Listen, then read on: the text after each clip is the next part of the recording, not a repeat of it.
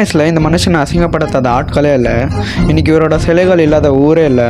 உலகத்திலே அதிகமான சிலைகள் இவருக்கு வைக்கப்பட்டிருக்கு. அப்படி என்ன தான் பண்ணாருன்னு தெரிஞ்சுக்கலாம். ஃபுல்லாக பாருங்கள். 30 days 30 குட்டி ஸ்டோரியில் இன்றைக்கி Day 9. இந்த மாதிரி யூஸ்ஃபுல்லான குட்டி ஸ்டோரிக்கு நம்ம சேனலை சப்ஸ்கிரைப் பண்ணி வச்சுக்கோங்க. 1981 மத்திய பிரதேசத்தில் இருக்கக்கூடிய ஒரு ஏழ்மையான குடும்பத்தில் தான் அம்பேத்கர் அவர்கள் பிறக்கிறாரு. சின்ன வயசில் இவங்க அம்மா இறந்து போகிறாங்க. அது மட்டும் இல்லாமல் அந்த காலத்தில் ஜாதி வெறிகள் பயங்கரமாக பேசப்பட்டுச்சு. இவர் ஒரு கீழ் ஜாதின்றனால இவருக்கு வகுப்பறையில் அனுமதி இல்லை. வாசலில் உட்காந்து தான் படிக்கணும். ஆசிரியர் கூட முகம் கொடுத்து பேச மாட்டாங்க, தண்ணி எடுத்து கொடுக்க மாட்டாங்க.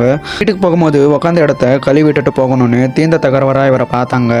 ஒரு பக்கம் தாங்கிக்கிட்டு வருங்காலத்தில் இந்த கொடுமை யாருக்கும் நடக்கக்கூடாதுன்னு வெறித்தனமாக படிக்க ஆரம்பிக்கிறாரு. இந்தியாவில் MA BAன்னு முடிச்சுட்டு மேல் படிப்புக்காக வெளிநாட்டுக்கு போகிறாரு. PhD DSCன்னு பல படிப்புகளை படித்து முடிச்சுட்டு மறுபடியும் இந்தியாக்கே வந்து தன்னோட வாழ்க்கையை சமூக சமத்துவத்துக்காக அர்ப்பணிக்கிறாரு. பல வருடங்கள் கஷ்டப்பட்டு ஃபைனலாக 2 வருடம் 11 மாதம் 18 நாட்களும் செலவு பண்ணி ஒரு புக்கை எழுதுறாரு. அது வேறு எதுவும் இல்லை, இந்த உலகத்திலே மிகப்பெரிய சட்ட புத்தகம் the Indian constitution law. 26 November 1949 constitution day அன்னைக்கு பார்லிமெண்ட்டோட கதவு திறக்குது. அவர் அந்த புக்கை எடுத்துகிட்டு நடந்து வராரு. அங்கே இருந்த மொத்த பேர் எழுந்து நின்று இவரை கைத்தட்டி வர வைக்கிறாங்க. இன்ஸ்பைரிங்களா? இன்றைக்கி நம்ம இந்த மாதிரி சுதந்திரமாக வாழ்க்கை அனுபவிச்சுட்ருக்கோன்னா அதுக்கு முக்கியமான காரணமே இந்த மனுஷன்தான்.